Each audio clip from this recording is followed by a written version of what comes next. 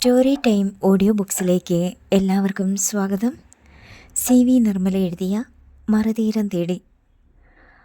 ആതിരപ്പള്ളിയിലേക്ക് കാറിൽ യാത്ര ചെയ്യവേ മഹീന്ദ്രൻ നയോമിയോട് ചോദിച്ചു, നീ വിജയാനന്ദിന് അഭിനയിക്കാൻ ചെന്നിട്ട് അഭിനയം വരുന്നില്ലായിരുന്നുവെന്ന് കേട്ടല്ലോ.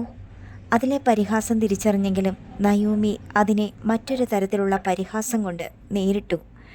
ഇതൊക്കെ ആര് പറഞ്ഞു?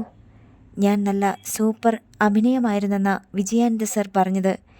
മുമ്പ് അഭിനയിച്ച എപ്പിസോഡുകളിലൊന്നും ഇത്രയും നന്നായിട്ട് ചെയ്തിട്ടില്ലത്രേ. നയോമി തിരിച്ചു വന്നതാണെന്ന് മഹീന്ദ്രന് മനസ്സിലായി. വിജയാനന്ദ് മന്ദബുദ്ധിയല്ലേ? അയാൾക്ക് ഡയറക്ഷൻ എന്താണ്, അഭിനയം എന്താണ് എന്നറിയാമോ? നിർമ്മാതാവായിട്ട് വന്നവൻ 8 നിലയിൽ പൊട്ടിയപ്പോൾ വേറൊരു പണിയും കിട്ടാഞ്ഞ് സംവിധായകൻ്റെ കുപ്പായം ഒരെണ്ണം തയ്പ്പിച്ചിട്ടു, അത്ര തന്നെ. ജനിച്ചപ്പോഴേ സംവിധായകൻ്റെ തൊപ്പിയും തലയിൽ വെച്ചുകൊണ്ട് വന്ന ആരെങ്കിലും ഉണ്ടോ സാറേ? മാർട്ടിന് ആ മറുചോദ്യം ഇഷ്ടപ്പെട്ടു. അയാൾ അർദ്ധഗർഭമായി മഹീന്ദ്രനെ നോക്കി. മഹീന്ദ്രൻ വിട്ടുകൊടുക്കാൻ തയ്യാറായിരുന്നില്ല. ഇനിയിപ്പോൾ ആ സീരിയലിൽ നിൻ്റെ അഭിനയത്തിനായിരിക്കും ഇത്തവണത്തെ ഓസ്കാർ കിട്ടാൻ പോണത്. വിജയാനന്ദ് അതും പറഞ്ഞ് നിന്നെ വിശ്വസിപ്പിച്ചിട്ടുണ്ടാകും. ഓസ്കാർ കിട്ടാൻ വേണ്ടിയല്ല ഞാൻ അഭിനയിക്കാൻ പോയത്. ആ പ്രൊഡ്യൂസറോട് ഒരു ബാധ്യതയുണ്ടായിരുന്നു. അതുമാത്രമല്ല, എനിക്ക് കുറച്ച് പൈസയും വേണമായിരുന്നു. നയോമി പറഞ്ഞു. നിനക്ക് എന്നോട് ചോദിക്കാമായിരുന്നല്ലോ, ഗൗതമിനോട് ചോദിക്കാമായിരുന്നല്ലോ. എനിക്ക് നിങ്ങളെ ആരെയും ഓർമ്മ വന്നില്ല. വിജയാനന്ദ് സർ എഗ്രിമെൻ്റ് കാണിച്ചപ്പോൾ മനസ്സിലായി ആ ജോലി ഞാൻ തീർത്ത് കൊടുക്കണമെന്ന്. ഞങ്ങളുടെ കയ്യിലുമുണ്ടായിരുന്നു നീ ഒപ്പിട്ട എഗ്രിമെൻ്റ്. പക്ഷേ നിങ്ങൾ എന്നോട് വളരെ മോശമായിട്ടാണ് സംസാരിച്ചതും പെരുമാറിയതും. അതിനേക്കാൾ വൃത്തികെട്ട രീതിയിൽ ഞങ്ങൾ നിന്നോട് പെരുമാറിയിട്ടുണ്ട്. നിനക്കന്ന് ഒരർപ്പും തോന്നിയിട്ടില്ല. നിന്നെ വല്ലവനും തട്ടിക്കൊണ്ടുപോയി 2 ആഴ്ചക്കാലം കൂട്ടബലാത്സംഗം നടത്തിയിട്ട് തിരിച്ചയച്ച ശേഷമാണല്ലോ നീ ചാരിത്രവതിയായത്. മനുഷ്യൻ നന്നാവാൻ മനസ്സ് വെടുപ്പാക്കിയാൽ മതി സാറേ. ശരീരം എത്ര കഴുകി ശുദ്ധിയാക്കിയാലും ഒരു മനുഷ്യൻ നല്ലവനാണ് എന്നാരും പറയില്ല. നല്ല മനസ്സുള്ളവൻ കുളിച്ചില്ലെങ്കിലും വസ്ത്രം അലക്കിയില്ലെങ്കിലും അവൻ സന്മനസ്സുള്ളവൻ തന്നെയാണ്. ഈ സദാചാര പ്രസംഗമൊക്കെ നീ എവിടുന്ന് പഠിച്ചു? അതാണല്ലോ ഇപ്പോൾ ഏറ്റവും വലിയ അതിശയം. നയോമി ഒന്നും മിണ്ടാതെ ജനാലയിലൂടെ പുറത്തേക്ക് നോക്കിയിരുന്നു. നയോമി വീട്ടിലും ഇങ്ങനെയാണോ കൃഷ്ണമ്മേ? ആപ്തവാക്യങ്ങൾ മാത്രമേ പറയാറുള്ളോ? മഹീന്ദ്രൻ ചോദിച്ചു. ഇവളെ കാണാണ്ടായിട്ട് തിരിച്ചു വന്ന ശേഷം ഭയങ്കര മാറ്റമാ സാറേ. മുമ്പ് എന്തൊക്കെ ചെയ്തിരുന്നോ അതിനെല്ലാം എതിരായിട്ടാണ് ഇപ്പോൾ ചെയ്യുന്നേ.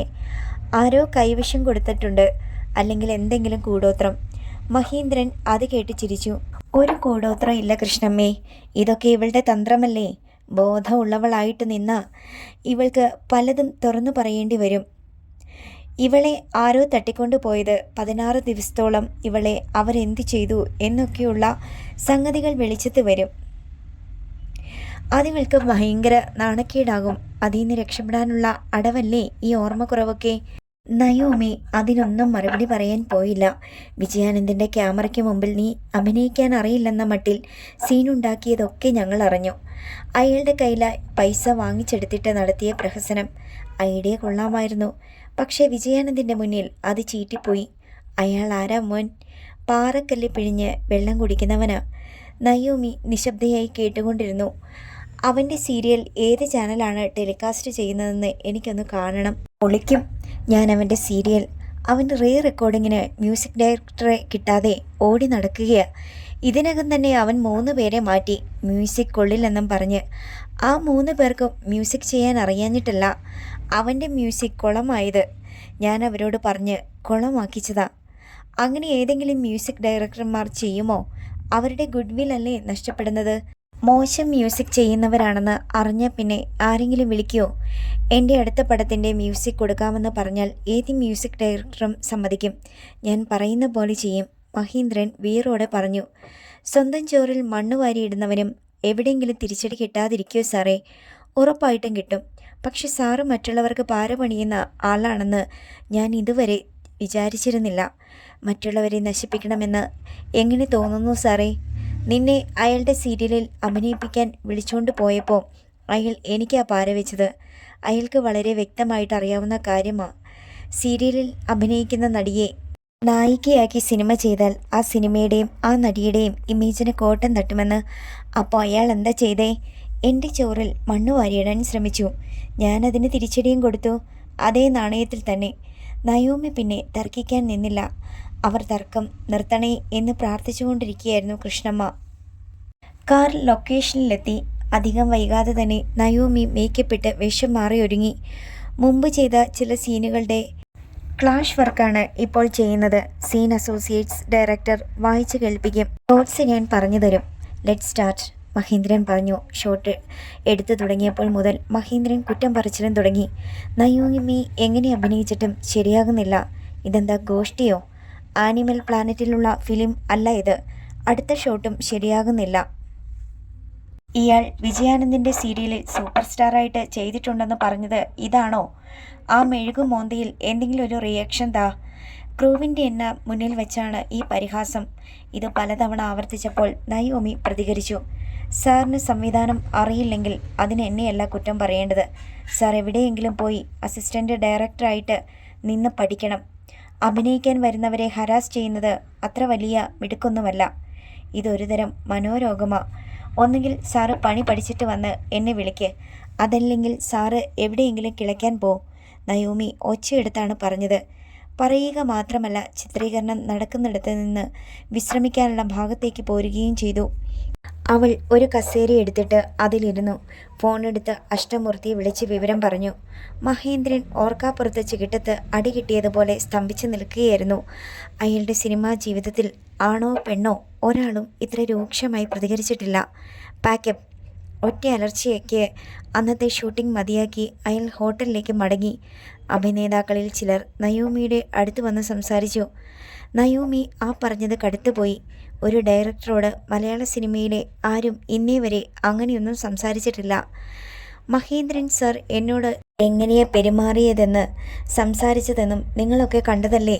എന്നെ മനഃപൂർവ്വം ഹ്യൂമിലിയേറ്റ് ചെയ്യുകയാണെന്ന് അറിയാത്ത ആരെങ്കിലും ഉണ്ടോ ഈ കൂട്ടത്തിൽ? ആക്ടിങ് ശരിയായില്ലെന്ന് തന്നെ ഇരിക്കട്ടെ, ഒരു നടിയോട്, അതും വേണ്ട ഒരു സ്ത്രീയോട് ഇങ്ങനെയാണോ സംസാരിക്കേണ്ടത്? നിങ്ങൾ ആരെങ്കിലും ഒരു വാക്ക് പറഞ്ഞോ മഹേന്ദ്രൻ സാറേ ഇങ്ങനെ മോശമായിട്ട് സംസാരിക്കരുതെന്ന്? ഇല്ലല്ലോ.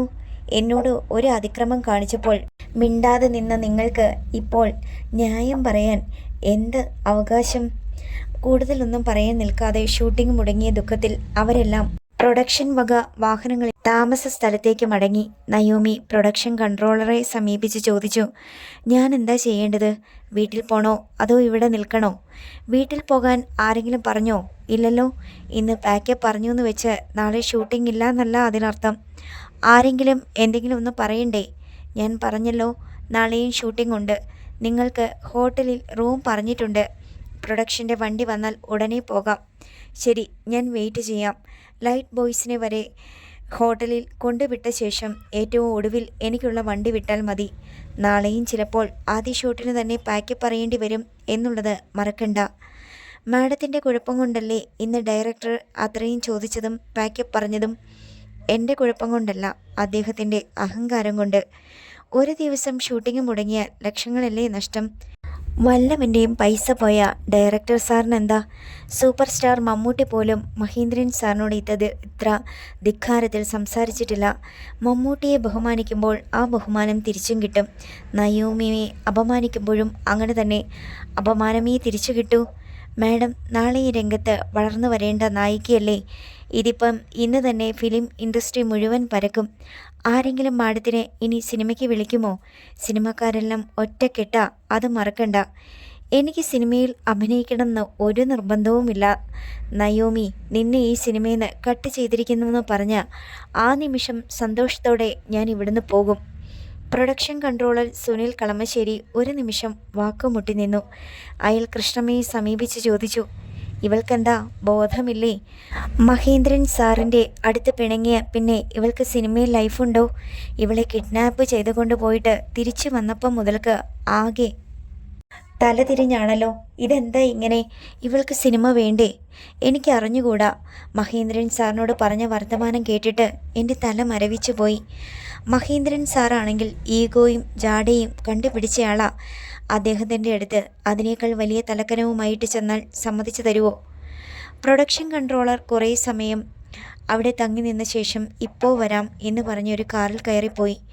1.5 മണിക്കൂർ നേരത്തെ കാത്തിരിപ്പിന് ശേഷം ഒരു പഴയ അംബാസഡർ കാർ വന്നു. സിനിമയ്ക്ക് ആവശ്യമായ ആർട്ട് മെറ്റീരിയൽസ് കൊണ്ടുവരാൻ ഉപയോഗിക്കുന്ന തുരുമ്പെടുത്ത വണ്ടിയായിരുന്നു ആ കാർ.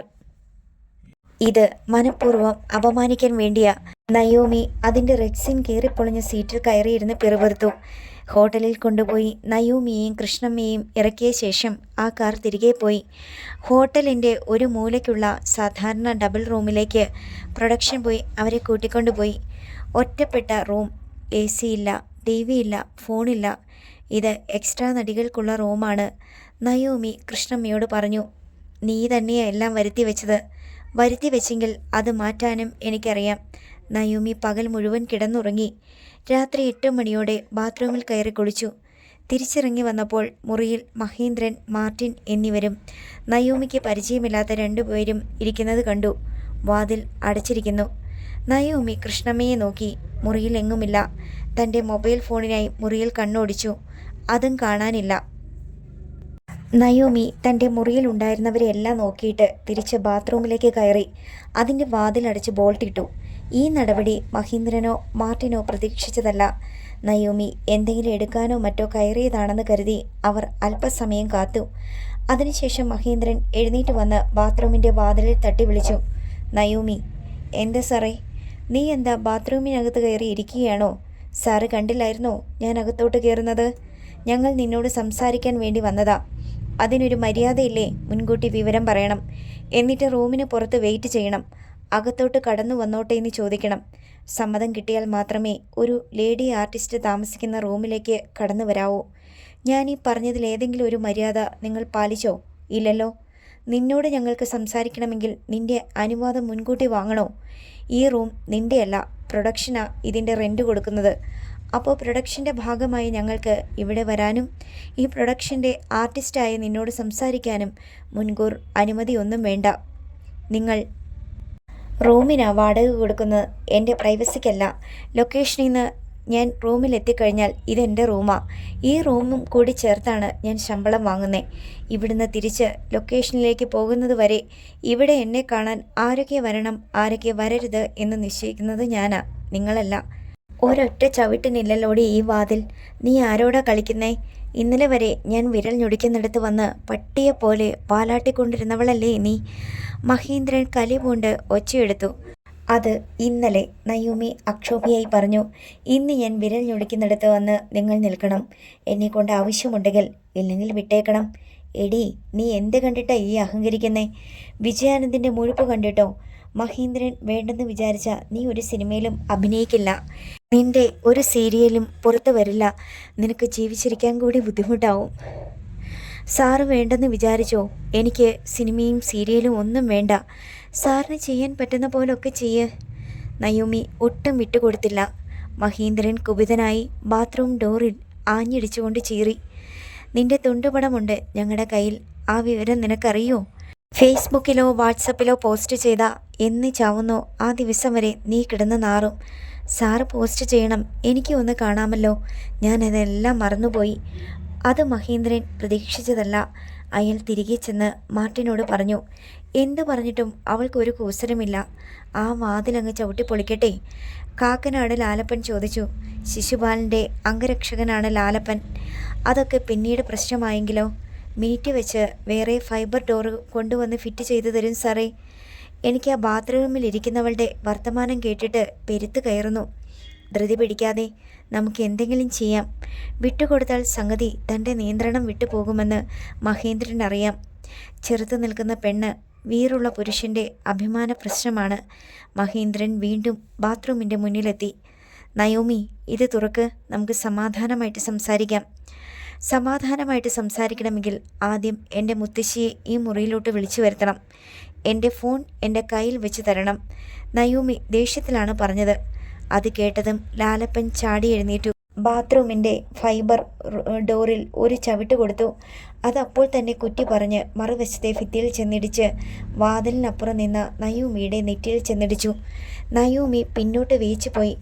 അവളുടെ നെറ്റിയിൽ കതക് വന്നിടിച്ച ഭാഗം പൊട്ടി ചോര പൊടിയുകയും അതിനു ചുറ്റും ഒരു ക്ഷതമുണ്ടായി ക്ഷണം കരിവാളിക്കുകയും ചെയ്തു. നയോമി മാറത്ത് കൈകെട്ടി ബാത്റൂമിൽ തന്നെ നിന്നു. മഹേന്ദ്രൻ സാറൊക്കെ നിനക്ക് പുല്ല അല്ലേടി? സാർ ഒരു വാക്ക് പറഞ്ഞാൽ വലിയ സൂപ്പർ ഹീറോകൾ പഞ്ചപുച്ഛമടക്കി അനുസരിക്കും. നീ വെറും ഞാഞ്ഞൂള്.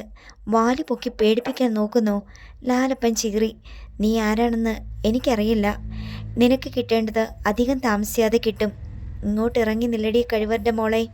ലാലപ്പൻ നയോമിയുടെ കൈക്ക് പിടിച്ച് വലിച്ച് പുറത്ത് ചാടിച്ചു. നിനക്ക് വിളിച്ചാൽ വരാൻ എന്താടി ഇത്ര താമസം?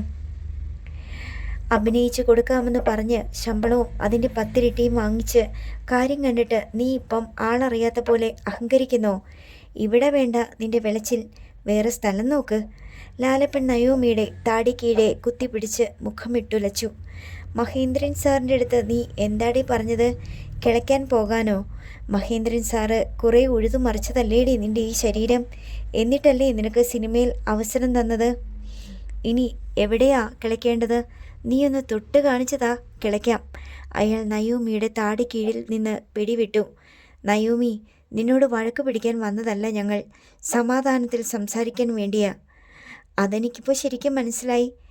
എൻ്റെ മുത്തശ്ശിയെ ഈ മുറിയിൽ നിന്ന് മാറ്റിയതും എൻ്റെ മൊബൈൽ ഫോൺ അടിച്ചു മാറ്റിയതും എല്ലാം സമാധാനത്തിന് വേണ്ടിയാണെന്ന് ബോധ്യമായി. ഇപ്പോൾ ബാത്റൂമിൻ്റെ വാതിൽ ചവിട്ടിപ്പൊളിച്ചതും സമാധാനത്തിന് വേണ്ടിയാണല്ലോ.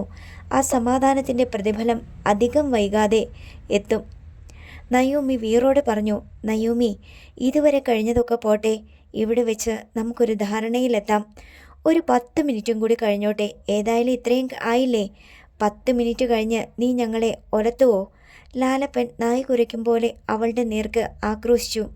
ഇവിടുത്തെ പോലീസ് സ്റ്റേഷൻ എവിടെയാ? ഇവിടുന്ന് എത്ര ദൂരം കാണും? നയോമി മഹീന്ദ്രനോട് ചോദിച്ചു.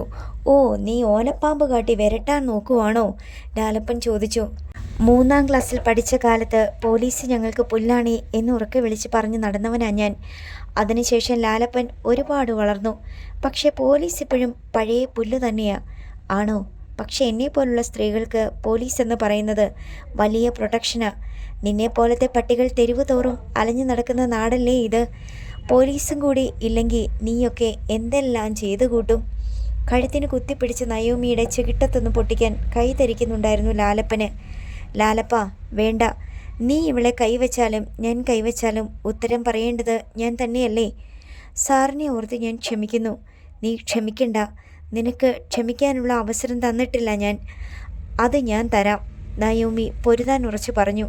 നയോമി, നീ ഒരു ക്ഷമ പറഞ്ഞാൽ തീരുന്ന പ്രശ്നമേ ഉള്ളൂ നമ്മൾ തമ്മിൽ. നാളെ ലൊക്കേഷനിൽ വെച്ച് പബ്ലിക്കായിട്ട് പറയണം, സാറിനോട് ഞാൻ ഇന്നലെ പറഞ്ഞത് തെറ്റായിപ്പോയി, ക്ഷമിക്കണം എന്ന്. മഹേന്ദ്രൻ ഒരു ഭേദഗതി നിർദ്ദേശിച്ചു. സാർ എന്നോട് ക്ഷമ പറയുകയാണെങ്കിൽ ഞാൻ പറയാം. നയോമി, പുരുഷൻ എന്ന നിലയ്ക്കുള്ള എൻ്റെ അഹന്ത കൊണ്ടും സ്ത്രീയോട് എന്തുമാകാമെന്ന പുച്ഛം കൊണ്ടും ഞാൻ ഇന്നലെ നിന്നോട് മോശമായി പെരുമാറി. നീ അത് ക്ഷമിച്ചേക്കണം. സാർ ഇത്രയും പറഞ്ഞാൽ ഞാൻ സാറിനോടും ക്ഷമ ചോദിക്കും, ഉറപ്പ്. അല്ലാതെ നീ ക്ഷമ പറയില്ല? ഇല്ല. എന്നു മാത്രമല്ല, സാറിനെ കൊണ്ട് പരസ്യമായി ക്ഷമ പറയിക്കുകയും ചെയ്യും.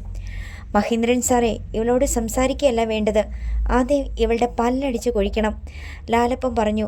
മഹേന്ദ്രൻ്റെ ഫോണിലേക്ക് ഒരു കോൾ വരുന്നുണ്ടായിരുന്നു. മഹേന്ദ്രൻ കോൾ അറ്റൻഡ് ചെയ്തു. ഹലോ, ആരാ? റിസപ്ഷനിൽ നിന്ന് പോലീസ് വന്നിരിക്കുന്നു സർ. അവർ നയോമി എന്ന ആർട്ടിസ്റ്റിനെ അന്വേഷിച്ചു. റൂം ബോയിയെ കൂട്ടി അങ്ങോട്ട് വിട്ടിട്ടുണ്ട് സർ. അടുത്ത ക്ഷണം കോൾ കട്ടായി. മഹേന്ദ്രൻ്റെ മുഖം വിളറി വെളുത്തു. അയാളുടെ ഫോണിൽ നിന്നുള്ള സംഭാഷണം അവിടെ നിന്നവർക്കെല്ലാം കേൾക്കാമായിരുന്നു. ഒറ്റ നിമിഷം കൊണ്ട് മഹേന്ദ്രൻ വിയർത്തു. ലാലപ്പ, പോലീസ് ഇങ്ങോട്ട് വരുന്നുണ്ട്. ഞാൻ പോയിക്കോട്ടെ സർ. പോലീസ് വരുമ്പോൾ ഞാനിവിടെ നിന്നാൽ ശരിയാവില്ല. അയാൾ വാതിലിന് നേർക്ക് നീങ്ങി.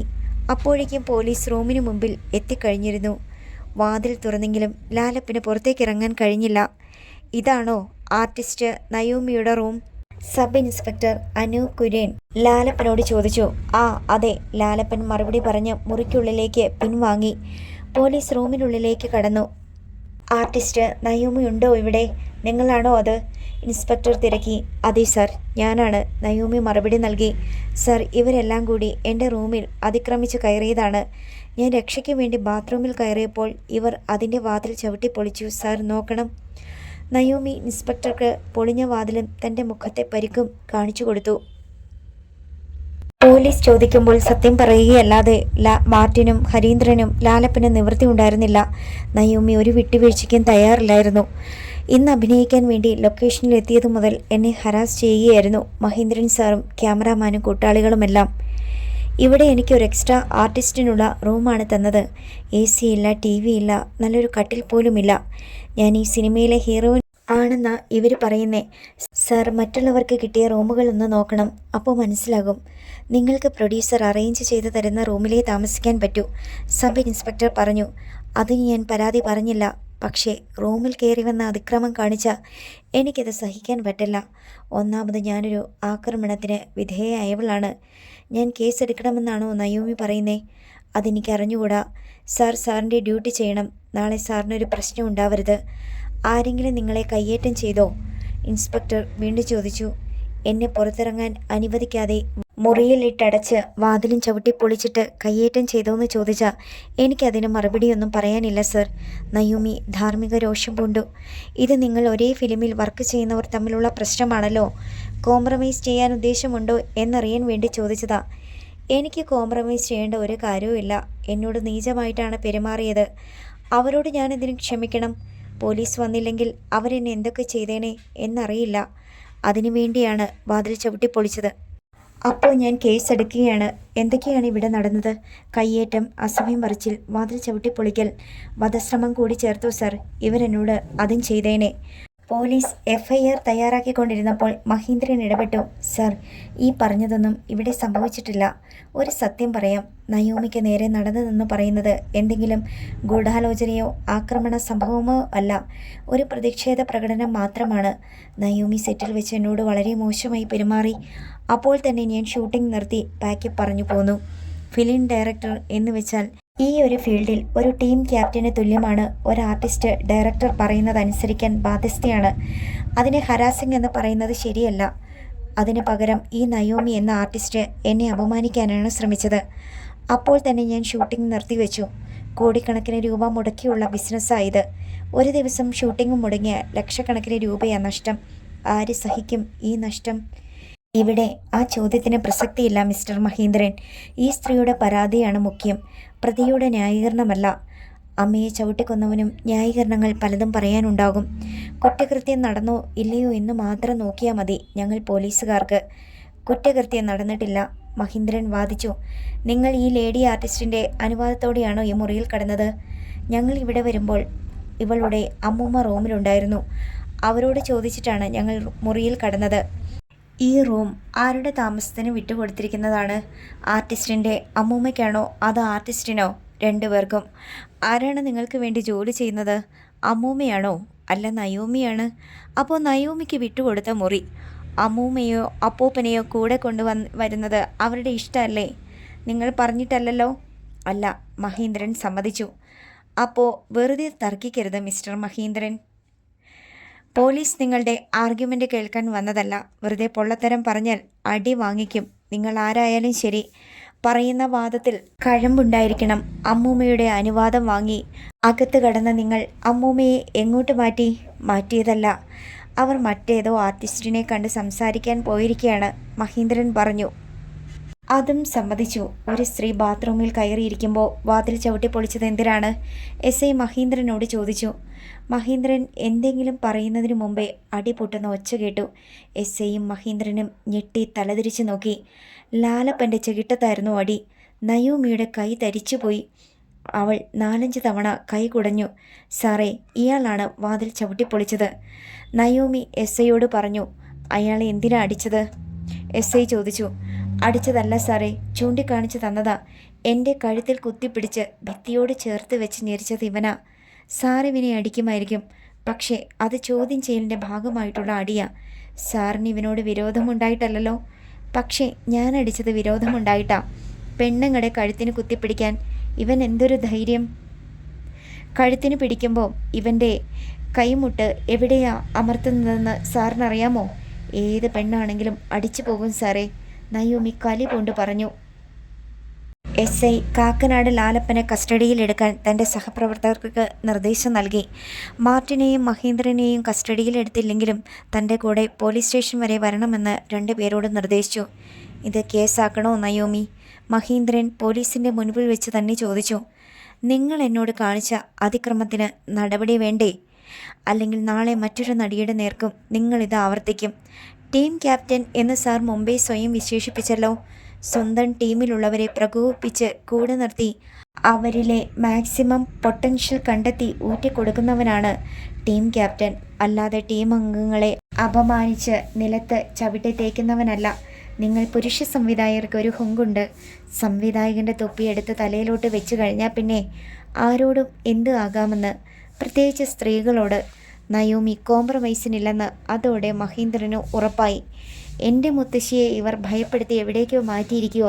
എൻ്റെ ഫോണും ഇവർ കൈവശപ്പെടുത്തി, നയോമി പറഞ്ഞു.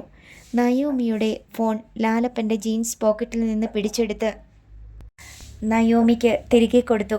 കൃഷ്ണമ്മ എവിടെയാണെന്ന് മഹേന്ദ്രൻ വെളിപ്പെടുത്തിയതനുസരിച്ച് പോലീസ് അവരെ മറ്റൊരു നടിയുടെ മുറിയിൽ നിന്ന് കൂട്ടിക്കൊണ്ടുവന്നു. കൃഷ്ണമ്മയെ പോലീസ് ചോദ്യം ചെയ്തപ്പോൾ അവർ സത്യം തുറന്നു പറഞ്ഞു. മഹേന്ദ്രൻ സാർ എന്നോട് കവിതാ മേനോൻ്റെ മുറിയിൽ ചെന്നിരിക്കാൻ ആവശ്യപ്പെട്ടു. അതുകൊണ്ട് അങ്ങോട്ട് പോയത്. നിങ്ങളുടെ കൊച്ചുമകൾ ഇവിടെ ഒറ്റയ്ക്കാണെന്ന് അറിയാമായിരുന്നില്ലേ? അവളോട് സംസാരിക്കാൻ വന്നതാണെന്നാ പറഞ്ഞത്. വഴക്കിനല്ല, ഒത്തുതീർപ്പിനാ വന്നതെന്നും പറഞ്ഞു. കൂടുതൽ ചോദ്യം ചെയ്യലൊന്നും ഉണ്ടായില്ല. ലൊക്കേഷനിൽ തുടർന്ന് താമസിക്കുന്നുണ്ടോ എന്ന് SI ചോദിച്ചപ്പോൾ ഈ സാഹചര്യത്തിൽ തുടരാനില്ല എന്ന് നയോമി മറുപടി പറഞ്ഞു. പോലീസ് അവർക്ക് റൂമിൽ നിന്ന് സാധനങ്ങൾ പാക്ക് ചെയ്ത് ഇറങ്ങാനുള്ള സമയം കൊടുത്തു. നയോമിയും കൃഷ്ണമ്മയും ലഗേജുമായി ഇറങ്ങി. അഷ്ടമൂർത്തി ഹോട്ടലിന് പിന്നിൽ കാറുമായി കാത്തുകിടപ്പുണ്ടായിരുന്നു. അടുത്ത ഭാഗം നാളെ.